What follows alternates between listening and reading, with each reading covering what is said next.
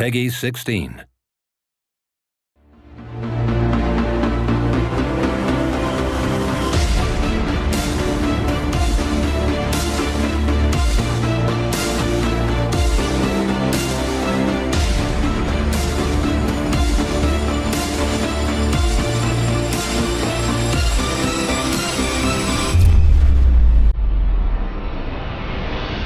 Infinite Crisis is kind of my dream project in that it is a world where you can take all the DC heroes you knew and loved and you can see their twisted reflections, their dark mirrors, their idealized versions, all of them on the same page. It is the most broad, open-ended set of universes in any comic universe, especially since the introduction of the multiverse and the Elseworlds.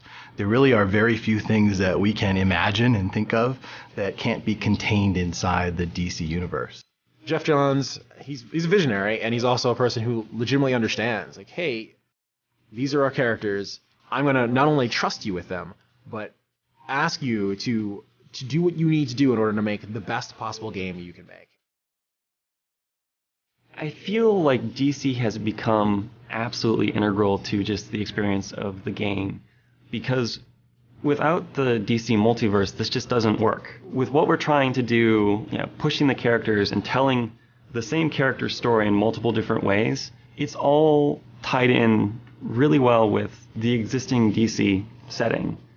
One of the biggest things that we bring to the table is the recognition that comes with seeing a character that you knew when you were a child.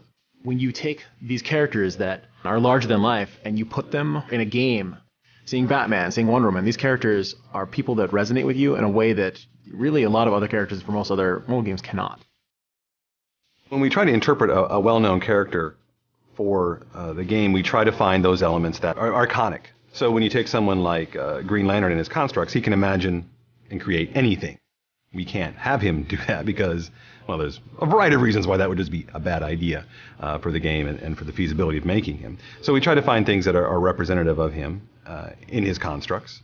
So he summons a giant jet and throws it at you, and that, of course, represents his sort of backstory as being that test pilot. We're always looking for ways to incorporate DC history and lore into the game in ways that make sense for a competitive environment. And one of the ways that I'm really proud of and what we've done that is through the artifacts. Now, these are the items that players will be acquiring from the Artifact Foundry through the match. These are items that increase the power of their champion, so that makes them better able to deal with the threat at hand. And each of those items is named after an item from DC history. We have Two-Face's coin, and we have Atlantean artifacts, things like that. And those items have a history to them. It's the history that, in a sense, gives them their power.